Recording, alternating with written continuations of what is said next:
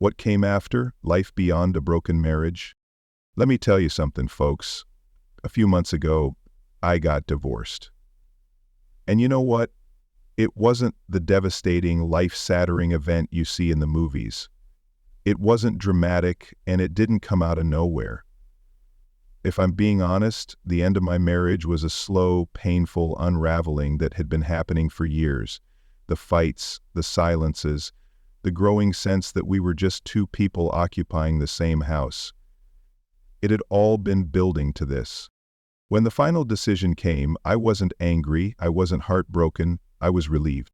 The first week after the divorce, I felt like I could finally breathe again. For the first time in years, there were no tense dinners, no subtle jabs, no endless pressure to be someone I wasn't.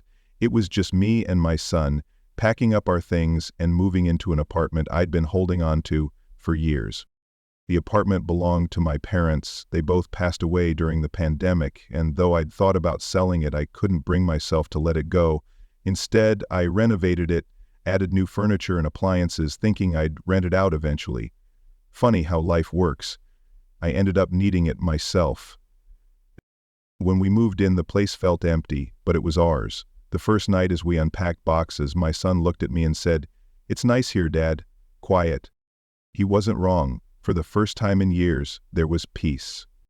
Back when things were still good, my ex had tried convincing me to sell the apartment. She wanted us to buy a house in the suburbs, closer to her parents. "Think about it," she said. "A big yard, a garden, fresh vegetables straight from the ground." She painted this idyllic picture, but I wasn't thrilled about the idea. Her dad didn't help matters either. "Listen," he told me one evening after a family dinner, "this is all her idea, don't drag me into it." We laughed about it at the time, but his words stuck with me. Something told me to hold on to the apartment, just in case. And thank God I did. After the divorce, my ex moved back in with her mom, and I left almost everything for her.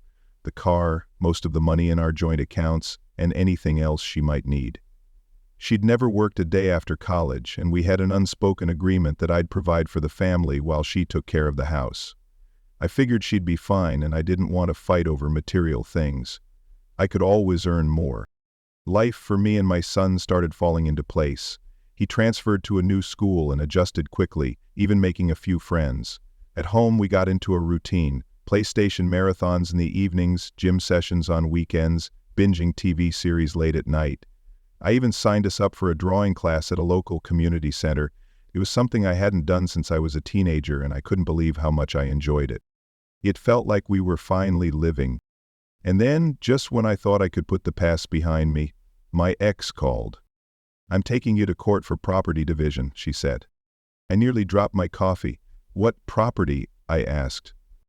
"Well," she said, "it's unfair that you're living in a prime city apartment while I'm stuck in some dump in the suburbs." I couldn't help but laugh. I calmly explained that the apartment was mine long before we got married. She had no claim to it. Same with the other property I'd bought.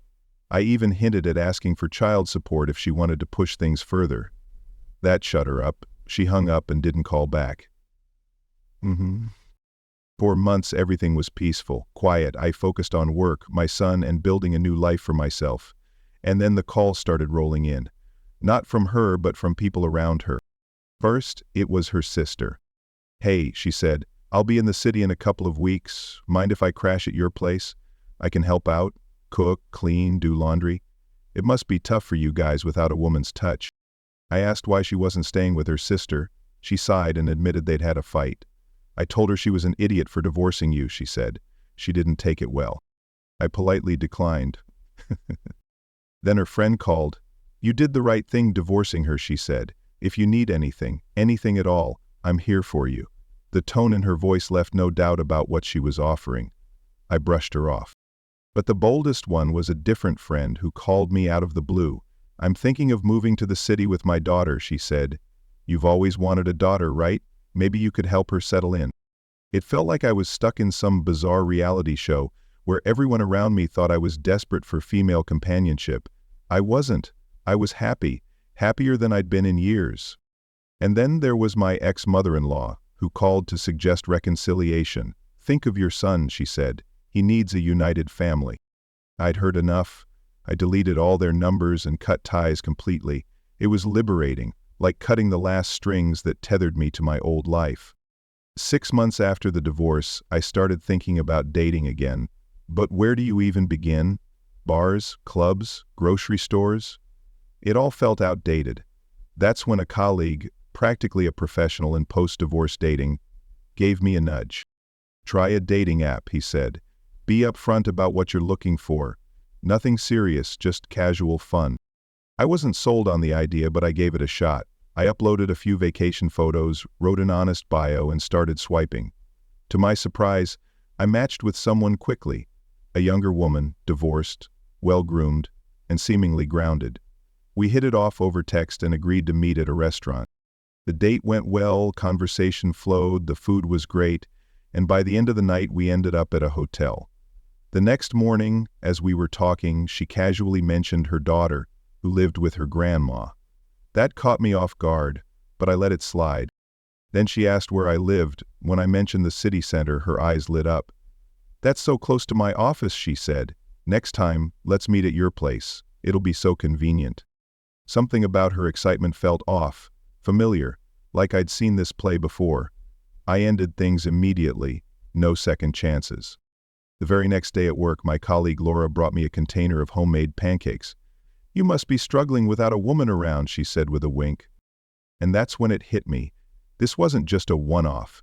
This poor single dad who needs saving narrative was a recurring theme, but this time, I wasn't falling for it. I'd built a life for myself and I wasn't letting anyone disrupt that again.